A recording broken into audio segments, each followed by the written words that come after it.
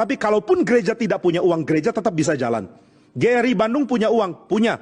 Tapi kalaupun kita tidak punya uang, akan ada jalan untuk kita menjalankan pekerjaan kita, menjalankan kehidupan gerejawi kita. Uang bukan patokan. Tuhan karuniakan uang, kita tidak buang, kita jaga baik-baik.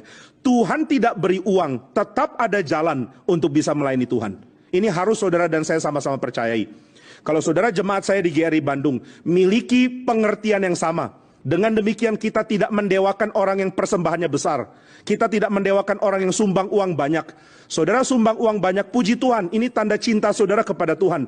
Tapi saudara tidak akan mendapatkan penghargaan lebih daripada orang-orang lain yang memberi dengan keterbatasan karena memang keadaan uangnya sangat kurang. Maka saudara, kita tidak mau mendewakan orang karena punya uang, karena dewa kita bukan uang. Gereja yang mendewakan orang karena punya uang, itu gereja dekat dengan kuasa setan. Siapa pendeta kagum sama orang kaya, pendeta itu partnernya setan. Setan sudah dekat dengan dia.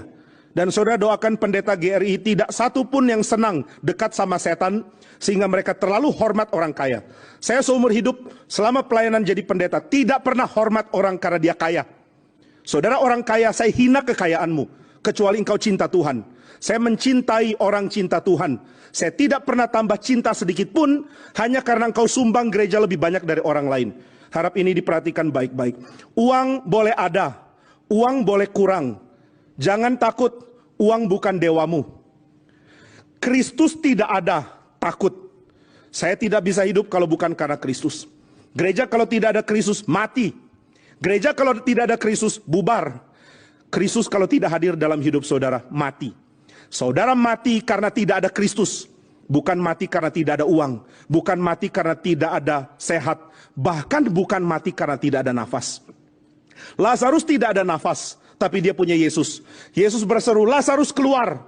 Lazarus nggak bisa protes, nggak ada nafas kok. Dia mau bilang, saya nggak mau keluar, nggak bisa. Dia terpaksa punya nafas. Ya saya yakin dia nggak merasa terpaksa. Dia hidup dan dia dibangkitkan oleh Tuhan Yesus. Dan saudara, ini merupakan gambaran yang indah.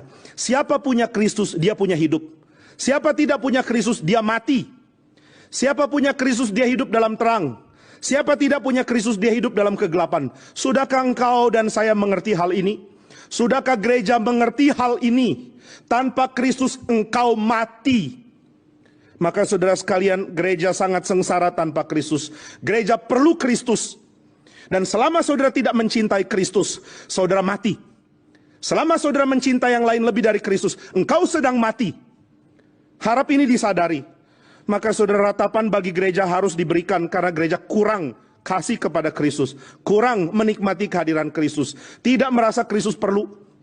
Coba pikirkan apa yang gereja perjuangkan selama ini. Oh, mau tarik orang-orang muda dengan tawarkan apa? Dengan tawarkan band, bukan Kristus. Tawarkan mujizat, bukan Kristus. Tawarkan Kristus, tapi pemberi mujizat. Maka saudara sekalian, gereja sebenarnya berada dalam keadaan krisis. Saya tidak tahu apakah saudara sadar ini atau tidak. Tapi khotbah saya sebelum atau sesudah sedang di tengah pandemi tetap sama kok. Menyatakan gereja sedang ada krisis. Saya tidak bilang, oh gereja ada krisis karena ada pandemi. Beberapa kali saya harus menangis di atas mimbar sebelum pandemi. Karena khotbah begitu terharu. Mengatakan gereja kalau tidak bertobat kembali kepada Kristus, gereja mati. Bukan karena COVID, karena nggak ada Kristus. Dan khotbahnya nggak berubah meskipun sekarang. Maka saudara sekalian, mari kita sadari hal ini. Yesus memberikan janji yang besar sekali. Aku tidak mungkin meninggalkan engkau, karena engkau akan mati tanpa aku. Dan gereja akan mengatakan, Tuhan, kami tidak bisa hidup tanpa engkau. Kami mati tanpa engkau. Dan Yesus mengatakan, aku akan mengirimkan penghibur yang lain, yang sama dengan aku. Allos Parakletos. Aku akan mengirimkan dia, yaitu roh penghibur. Dialah yang akan menggantikan kehadiranku di tengah-tengah.